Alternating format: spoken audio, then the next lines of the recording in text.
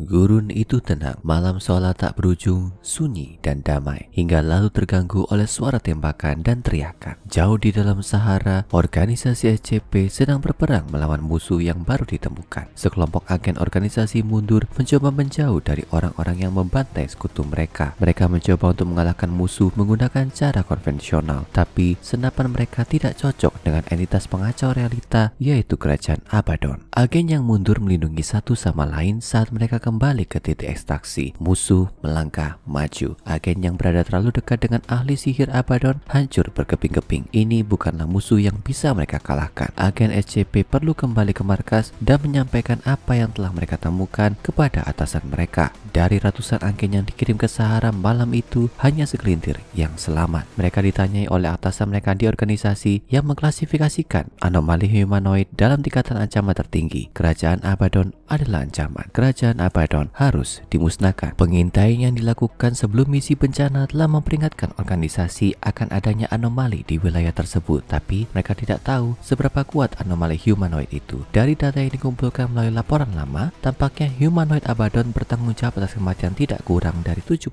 anggota organisasi dan telah mencuri setidaknya 12 barang berbeda dari organisasi. Para pemimpin organisasi SCP menugaskan tim peneliti Omega 5 untuk mengembangkan senjata yang akan mampu menghancurkan kerajaan Abaddon untuk selamanya. Senjata yang mereka teliti harus mampu menghancurkan dengan jarak jauh, karena saat organisasi mendekati daerah tersebut, mereka diuapkan oleh realitas yang memanipulasi kekuatan penghuninya. Proyek ini diberi nama Dewa Kembar dan dipimpin oleh dokter organisasi yang hanya dikenal dengan sebutan O51. O51 populer di organisasi SCP, terkenal karena penelitiannya yang mendalam dan kepribadian yang karismatik, menjadikannya orang yang tepat untuk memimpin proyek semacam itu. Dan O51 baru-baru ini menemukan anomali yang dia yakini memegang solusi untuk yang selama ini dicari oleh organisasi untuk mengalahkan kerajaan Abaddon, yaitu item 001.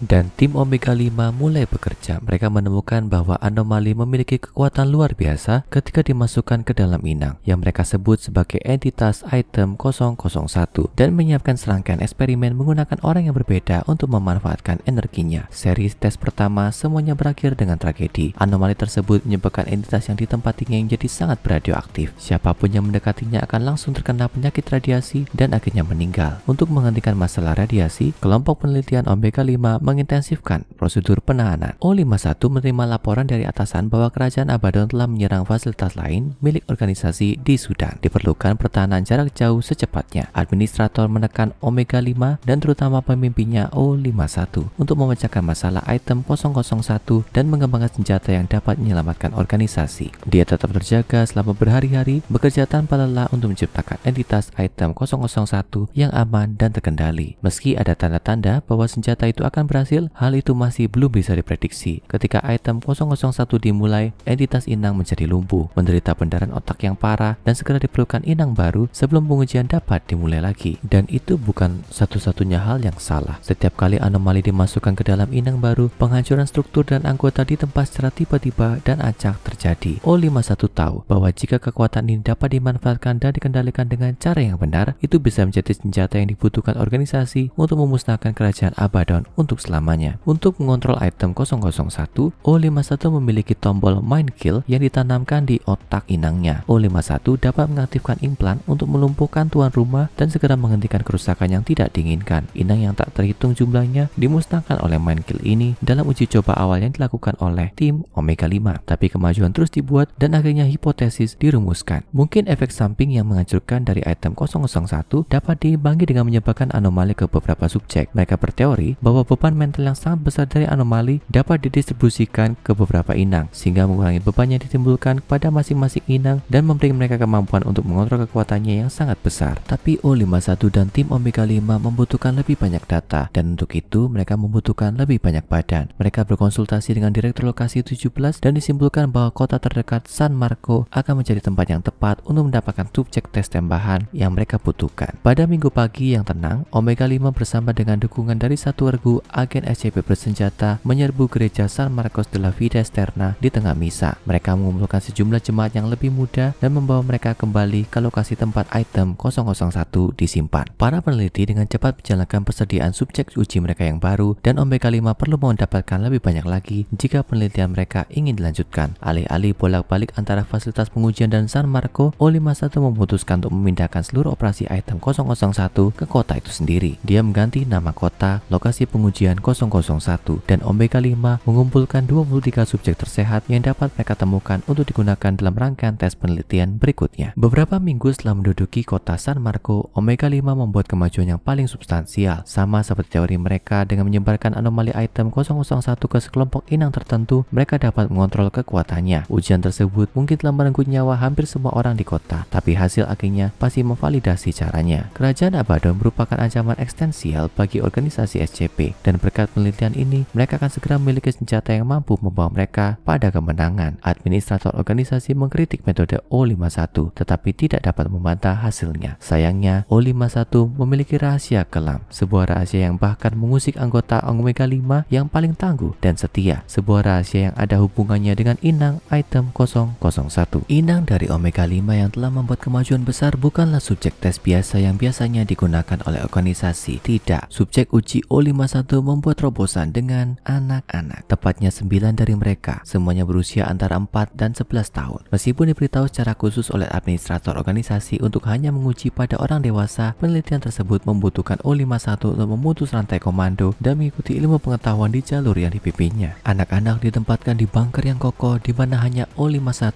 dan beberapa orang terpilih yang memiliki akses. Mereka secara teknis hidup, tapi secara fungsional mati otak. Kelompok 9 anak ini berbagi pikiran kolektif yang dapat mengolah informasi dan yang paling penting bisa menghasilkan potensi penuh dari penanaman anomali, menciptakan dan mengendalikan kekuatannya yang menghancurkan. Tapi tidak semua orang senang dengan apa yang telah mereka capai. Anggota Omega 5 dihantui oleh teriakan anak-anak yang dipaksa menjadi bagian dari program pengembangan senjata mereka. Mereka menggambarkan penggabungan mereka dengan item 001 sebagai proses yang merobek jiwa mereka dan menggantikannya dengan sesuatu yang lebih jahat. Faktanya, semua Omega 5 menyesali apa yang telah mereka perbuat dan apa yang telah mereka lakukan, kecuali O51. 9 anak tersebut dapat menyalurkan energi dalam jumlah yang belum pernah terjadi sebelumnya dari sumber yang tidak diketahui yang dihipotesiskan oleh Omega 5 dari sumber ekstradimensional yang kemudian digunakan untuk melepaskan atom di tingkat kuantum. Ketika kata-kata pengaktifan yang tepat diucapkan, tampaknya kekuatan yang luar biasa ini memberi anak-anak kemampuan untuk memusnahkan apapun di seluruh alam semesta. Itu senjata yang mengakhiri semua senjata, dan hanya O51 yang memiliki kunci untuk mengendalikannya. 9 anak itu bekerja dengan sangat baik dalam item 001, sehingga Omega 5 mengklasifikasikan ulang untuk memasukkan 9 anak itu. Mereka bukan hanya entitas yang menampung atau mengendalikan item 001, mereka secara permanen menjadi item 001.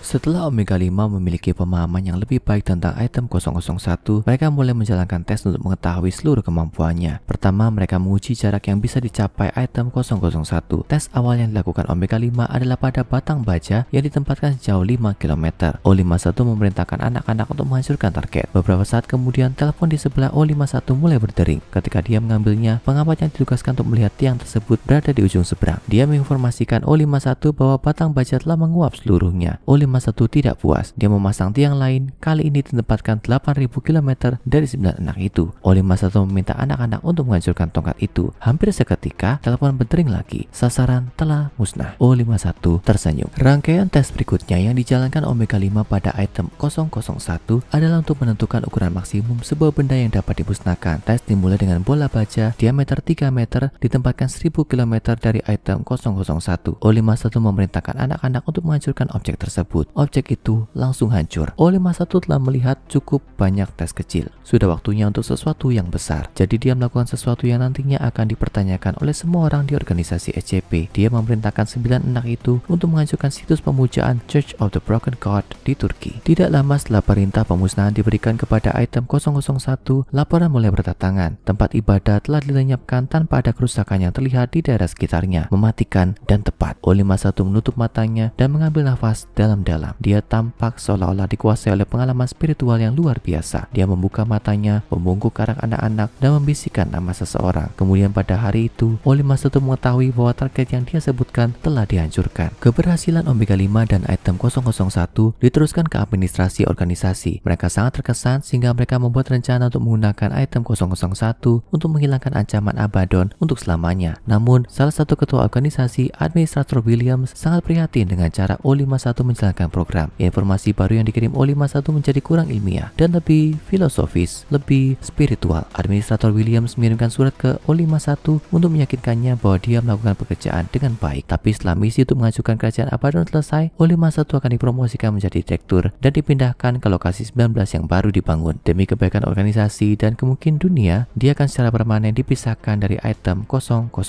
Tanggapan O51 singkat dan langsung pada intinya. Saya baik-baik saja administrator, proyek selesai. Kami akan menyelesaikan tugas kami saat Anda tiba. Administrator Williams tiba di lokasi 001 beberapa hari kemudian. Dia disambut oleh O51 dan tim Omega 5. Williams memperhatikan bahwa O51 memiliki tatapan aneh di matanya. Dia nampak seperti orang gila yang tersesat dalam pekerjaannya dan yang mungkin kehilangan jati dirinya sendiri. Williams menyingkirkan pemikiran tersebut dan berjalan dengan O51 dan akhirnya menyertainya ke area di mana kekuatan item 001 akan ditunjukkan. Administrator Williams dan agen lainnya mengawasi dari ruang pandang terlindung saat O51 memasuki ruang senjata super barunya. Saatnya untuk melihat apakah senjata mereka yang memiliki begitu banyak waktu, tenaga, keringat, air mata, dan terutama darah yang dicurahkan ke dalamnya akan sepadan. Semua orang memperhatikan saat O51 membungkuk dan menyebutkan nama benteng Abaddon kepada 9 anak itu. Mereka mulai bersinar bersama. Tidak seorang pun yang mengamati dapat melihat apa yang telah terjadi di kerajaan yang jauh. Tapi mereka tahu sesuatu yang besar telah terjadi. Administrator sangat senang, tapi memperhatikan sesuatu. O51 ragu-ragu sejenak sambil mencondongkan tubuh ke anak-anak sebelum berdiri kembali. Apakah dia membisikkan sesuatu yang lain kepada mereka? Dan kemudian Administrator Williams menguap, musnah hingga menjadi atom sebelum dia punya kesempatan untuk berteriak. Apa yang sedang terjadi? Akhirnya berdiri di samping tempat Administrator Williams sebelumnya berada mulai berteriak dan menguatkan senjata mereka. Mereka menerobos pintu ruang observasi dan berlari ke lorong menuju ke tempat O51 dan ke-9 anak itu berada. Agen bersenjata bergegas masuk ke ruangan, tapi O51 hilang. 9 anak itu masih ada di situ. Selama beberapa minggu berikutnya, O51 dilaporkan terlihat beberapa kali oleh agen SCP. Namun tidak ada yang bisa menangkapnya dan tampaknya anggota lain dari organisasi SCP juga telah hilang tanpa keterangan. Mungkin bergabung dengannya dalam pelarian. Tidak jelas apa rencananya, tapi laporan dari tim pengintai yang dikirim ke Sahara menjelaskan apa hasil dari perintah pertamanya kepada anak-anak itu. Tidak ada satupun humanoid atau bangunan tersisa di kerajaan Abaddon. Tapi bahkan dengan kemenangan ini, tingkat tertinggi dari organisasi SCP memiliki pemikiran tidak menyenangkan yang bersembunyi di benak mereka. Kemana perginya O51 dan apa yang dia rencanakan selanjutnya? Menyusul penggunaan item 001 yang tidak tepat yang menyebabkan kematian anggota staf organisasi berpangkat tinggi sebelum waktunya, senjata itu dianggap terlalu berbahaya dan prosedur penahanan diterapkan. Karena jumlah radiasi yang tinggi yang mereka pancarkan, ke-9 anak itu dimasukkan ke dalam kantong berlapis timah dan dikubur di bawah beton setinggi 50 meter di bawah gereja San Marcos de la Vida Eterna. Meskipun semua anak terus mengalami mati otak secara fungsional, mereka masih menunjukkan tanda-tanda kehidupan meskipun mereka ditahan dan atas perintah Dewan Pengawas telah diklasifikasikan sebagai entitas Tomil. Sekarang tonton SCP-5000